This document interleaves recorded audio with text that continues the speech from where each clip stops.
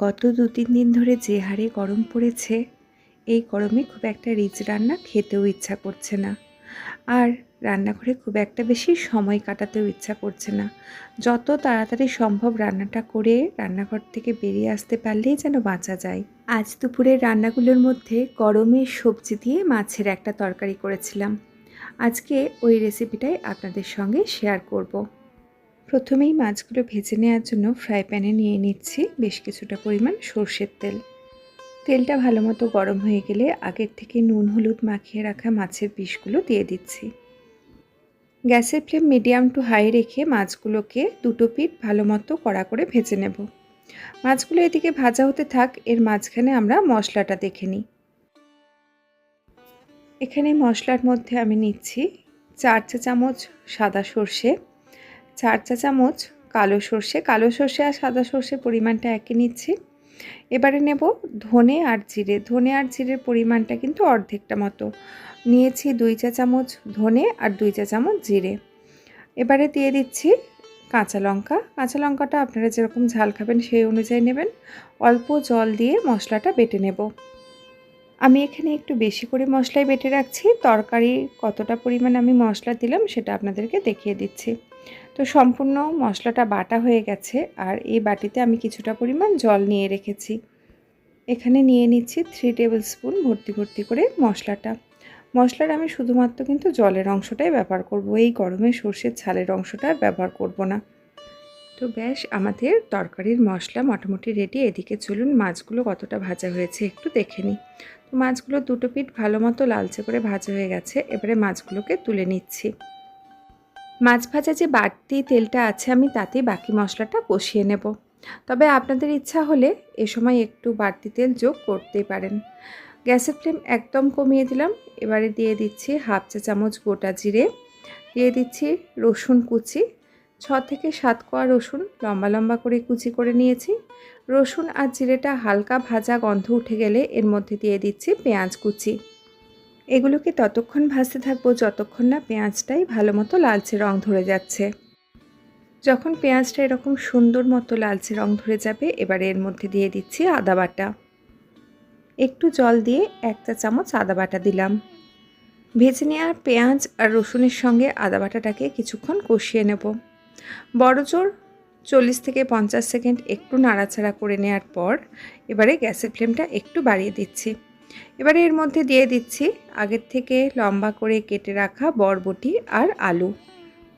অনেকেই আছেন diabetic patient বা বিভিন্ন কারণে আলুটাকে একটু অ্যাভয়েড করেন, তারা কিন্তু আলুটা অনায়াসে স্কিপ করতে পারেন এই রান্নাতে। এবারে গ্যাসের ফ্লেম মিডিয়াম টু হাইতে রেখেই এগুলোকে একটু ভেজে নেব। তবে ফ্লেম বাড়িয়ে করতে গেলে যদি দেখেন নিচের দিকে লেগে যাচ্ছে, সেক্ষেত্রে ফ্লেমে একটু কমিয়েও নিতে পারেন। তো এখন নিশ্চয়ই দেখেই বুঝতে পারছেন যে সবজিগুলো কিন্তু বেশ সুন্দর ভাজা মতো হয়ে গেছে। এক্ষেত্রে কিন্তু আমি একটু ঢাকার ব্যবহার করে নিই, তাহলে সবজির থেকে জল ছেড়ে দিলে ভালো মতো ভাজা যেত না। সবজিগুলোর থেকে বেশ সুন্দর যখন ভাজা গন্ধটা উঠে গেছে, এবারে এর মধ্যে দিয়ে দিলাম একটু বড় করে কেটে রাখা ঢ্যাঁড়সটা একটু নাড়াচাড়া করার পরেই কিন্তু ঢ্যাঁড়সটার থেকে জল ছাড়তে শুরু করবে।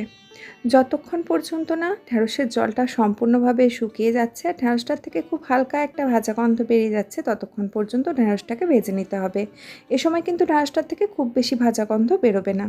যখনই এরকম পর্যায়ে চলে আসবে, এর মধ্যে এবারে অন্যান্য মশলাগুলো দিয়ে দেব। তবে তার আগে গ্যাসের ফ্লেমটা একদম কমিয়ে নিচ্ছি। এবার এর মধ্যে তরকারির পরিমাণ অনুযায়ী হলুদ গুঁড়ো আর স্বাদ অনুযায়ী নুন দিয়ে দিচ্ছি। তবে এক্ষেত্রে খেয়াল রাখতে হবে মাছটা কিন্তু আগে নুন হলুদ দিয়ে ভাজা ছিল, তো সেই অনুযায়ী নুনের পরিমাণটা দিতে হবে। সব কিছু হালকা হাতে একটু নাড়াচাড়া করে ঢাকা দিয়ে রান্নাটা হতে দেবো যতক্ষণ না এই সবজিগুলো মোটামুটি 80 থেকে 90% মতো সেদ্ধ হয়ে যাচ্ছে। মাঝে মাঝে একটু করে নাড়াচাড়া করে দেবো যাতে সবজিগুলো নিচের দিকে ধরে না যায়। আর এই সময় কিন্তু আমি কোনো রকম বাড়তি জল ব্যবহার করছি না, সবজির যে নিজস্ব জলটা বেরোবে তাতেই সবজিগুলো সেদ্ধ হবে। বেশ কয়েক মিনিট ঢাকা দিয়ে রান্নাটা করে নিয়েছি। এবারে দেখে নিচ্ছি সবজিগুলো সেদ্ধ হয়েছে কিনা। তো দেখুন আলুটা কিন্তু ভালো মতো সেদ্ধ হয়ে গেছে, আর এদিকে ঢ্যাঁড়স আর বরবটি এগুলোও সেদ্ধ হয়ে গেছে। এবারে এর মধ্যে আগের থেকে আমরা যে মশলাটা বানিয়ে জলটা রেডি করে রেখেছিলাম, সেই মশলার জলটা দিয়ে দিচ্ছি। গ্রেভিটা যেই পরিমাণ রাখতে চাইবেন এখানে সেই অনুযায়ী জল ব্যবহার করতে হবে। যদি একদম শুকনো শুকনো রাখতে চান সেক্ষেত্রে জলের পরিমাণটা একটু কম দেবেন, আর যদি একটু গামাখো করতে চান সেক্ষেত্রে আর একটু জল যোগ করতে হবে। আমি একটু গামাখো মতো তরকারিটা করতে চাইছিলাম, তাই আর একটু সামান্য জল দিয়ে দিলাম। গ্যাসের ফ্লেম এতক্ষণ লোতে ছিল, এবারে গ্যাসের ফ্লেমটা হাইতে করে দিলাম, কারণ সবজিগুলো অলরেডি প্রায় সেদ্ধ হয়েই গেছে, আর খুব বেশিক্ষণ তরকারিটা করতে হবে না। একটু চেক করে নিচ্ছি নুনের পরিমাণটা ঠিক আছে কিনা। এবারে এর মধ্যে আগের থেকে ভেজে রাখা মাছগুলো দিয়ে দিচ্ছি। অবশ্য আমি জলের পরিমাণটা একটু বেশি দিয়েছি বলে হাই ফ্লেমে দিলাম, আপনারা মিডিয়াম ফ্লেমে রেখেও করতে পারেন। মাছগুলো দেওয়া হয়ে গেলে এবারে ঢাকা দিয়ে রান্নাটা করে নেব 2 থেকে 2.5 মিনিটের মতো। আজকের গরমের সবজি দিয়ে একদম সাধারণ ঘরোয়া মাছের রান্নাটা কেমন লাগলো জানাবেন। আর এই রান্নার ডেসক্রিপশন বক্সে আমার মাছের অন্যান্য রেসিপিগুলো দেওয়া থাকছে। প্রায় 80টার মতো মাছের বিভিন্ন ধরনের রেসিপি আমার ডেসক্রিপশন বক্সে দেওয়া থাকছে, আপনাদের ইচ্ছা হলে সেগুলো দেখতে পারেন। আজ এতটুকুই, দেখা হবে পরের দিন আবার অন্য কোনো রেসিপি নিয়ে। ততক্ষণ সবাই সুস্থ থাকুন, ভালো থাকুন, সঙ্গে থাকুন।